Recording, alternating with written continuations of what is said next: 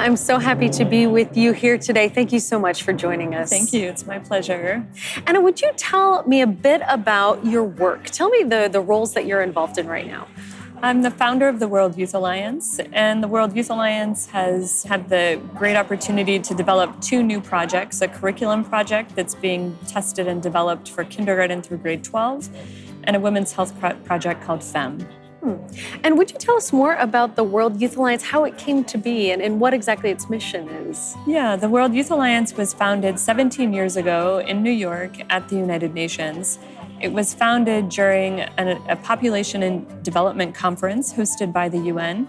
And at this conference, the World Youth Alliance was started as a reaction of conscience in response to the idea that all 3 billion of the world's youth were there and advocating for abortion as a human right. I stood up and said, this doesn't represent all 3 billion of the world's youth. It doesn't represent me, and there are many others who think differently. And we had a warm welcome from the delegates. They asked us to stay, to have a permanent presence at the UN, and to come to their countries and work with their young people.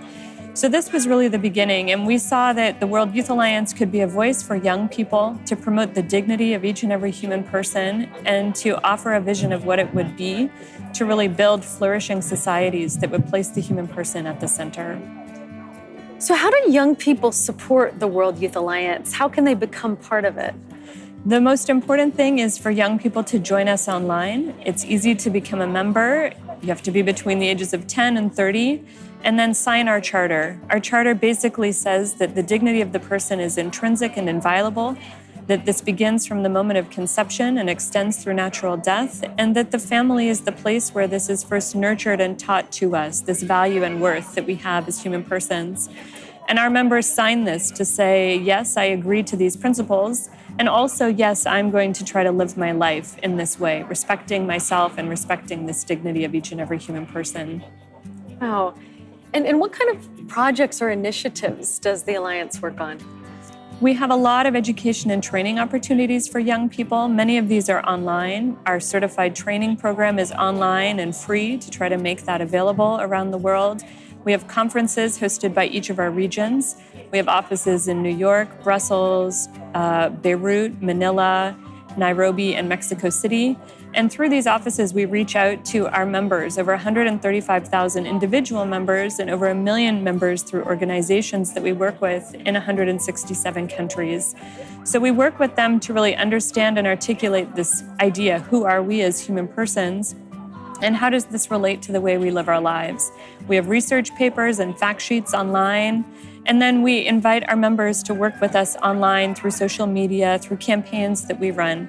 And in addition, now we've started this curriculum program. So many of our trained members are starting chapters in their high schools and their universities and teaching these ideas to children in rural areas, children in urban high schools, but teaching them, again, this importance of who they are, what it means to really have this dignity and how that's transformative for their lives. Anna, can you tell me a little bit about these campaigns you mentioned? Yeah, the World Youth Alliance represents our members at international debates. So these can be at the United Nations, at the European institutions, and in other platforms where big questions are raised. And often we'll run campaigns with our members. We'll notify them about these activities. So a big project that we've worked on for the last 2 or 3 years was participating in the negotiations globally for the Sustainable Development Goals. And so we solicited the input of our members. We invited them to be online and provide comments and suggestions and ideas at different times that we were articulating and working with UN ambassadors. We invited them to send their ideas and their photos to showcase what they thought the key needs for young people were. What should we be focused on in developing better communities and better policies that will help each of our countries to end poverty, to support the most vulnerable, and to really uplift people in the places in which they live and link that to the kind of policies that we can offer. So the campaigns are really trying to bring their voices from wherever they are in the world, whether it's a small village or a big urban city center, linking those voices together so that we can represent their ideas, their passions, their successes, their worries to these global fora always with a view of recognizing and supporting the human person. Anna, you mentioned that FEM is a project that has been born out of the World Youth Alliance. What is FEM? FEM is a program for women's health. Internationally, women's health is always a big topic. It's a hot topic. And as we started to look at this, our question really was, what is it that would be best for women's health? How can we really support women and give them what they need? We think FEM really represents the future of healthcare and research for women.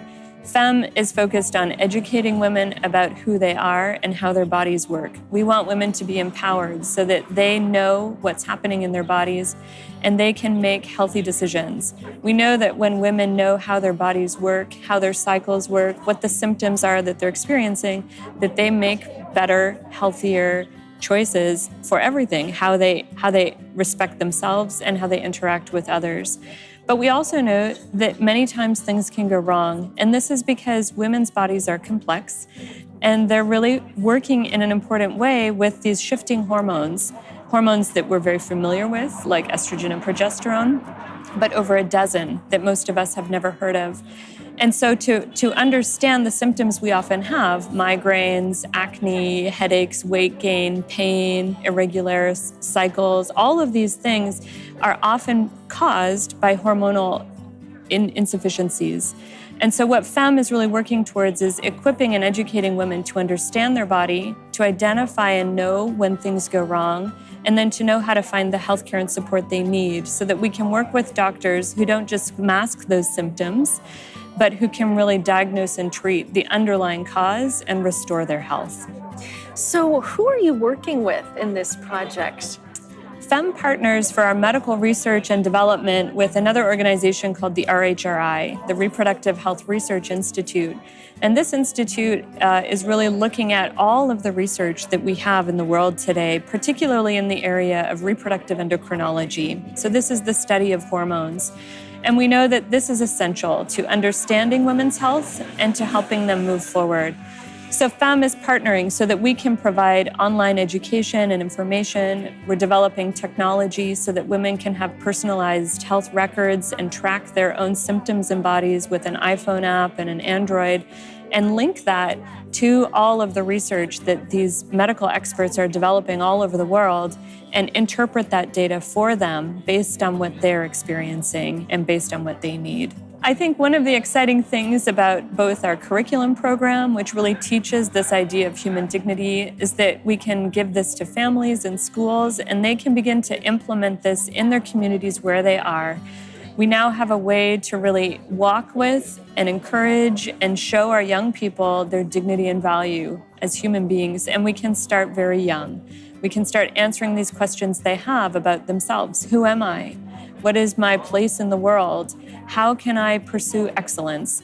This is the focus of this curriculum. Children love it, and we're very excited to be expanding this access and to give this to families and schools all around the world.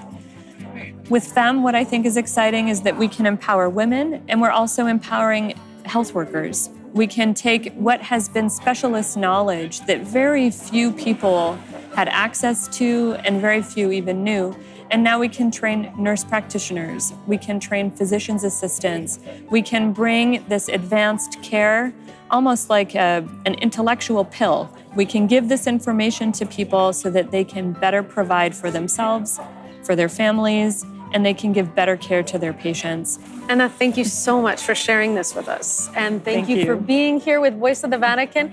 And our viewers of Voice of the Vatican, we will join you in prayer, especially for these initiatives, because we just so appreciate your steadfast dedication. So God bless you, Anna. Thank you very much.